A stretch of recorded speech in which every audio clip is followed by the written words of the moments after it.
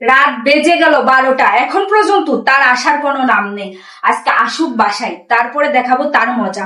জানে না যে একটা লোক একা একা বাসায় ভয় পায়, বাসায় আসে, তবুও তার কোনো নামগন্ধ নেই। আমি আগে না, তার বন্ধু বান্ধব আগে। আজকে আসুক বাসায়, দেখাবো সত্যি সত্যি মজা। এই যে হাতে ঝাড়ু নিয়ে বসে আছি, এইটা দিয়ে আজকে হবে উত্তম মাধ্যম।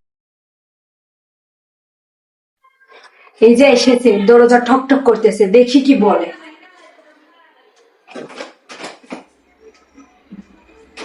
এখন রাত বাজে কয়টা? এখন কেন বাসায় এসেছো? দাঁড়াও আগে দরজা দাও, তারপরে বলি। দরজা দাও, তারপরে বলি। দরজা দেওয়া হবে না, দরজার বাহিরে দাঁড়ায় কথা বলো। কি বলবো তুমি বোঝো না? এখন রাত কয়টা বাজে?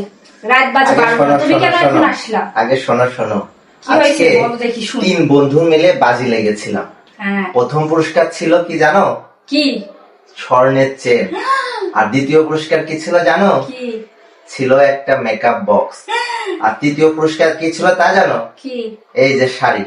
আমি তো তোমার ফোনের কারণে তৃতীয় পুরস্কারটা নিয়েই চলে আসলাম। জীবনে কাজের কাজ করলে নাই, তৃতীয় পুরস্কার নিয়ে কেন বাসায় ঢুকলে? তাড়াতাড়ি বাসা থেকে বের হও। তোমার ফোনের কারণেই তো আমি চলে আসলাম। তুমি ইম্পর্টেন্ট নাকি আমার কাছে পুরস্কার ইম্পর্টেন্ট? তুমি তো আমাকে বলতে পারতে টুক করে মেসেজ করে যে প্রথম পুরস্কার না নিয়ে আসবো না। সেটা সুযোগই দিলে না, ফোন করেই যাচ্ছে, এই জন্যই তো তৃতীয় পুরস্কার নিয়ে চলে তা আসলাম। হবে না, তা হবে না। আগে রুমের বাইরে যাও, প্রথম পুরস্কার নিয়ে তারপরে বাসায় ঢুকবা। যাও তাড়াতাড়ি যাও।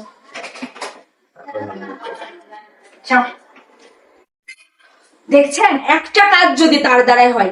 আজকে কি প্রথম পুরস্কার নিয়ে আসবে, তা না করে তৃতীয় পুরস্কার নিয়ে আসছে। আজকে তার কোনো বাসায় ঢুকা নাই, বাহির করে দিচ্ছি। যাক যাক।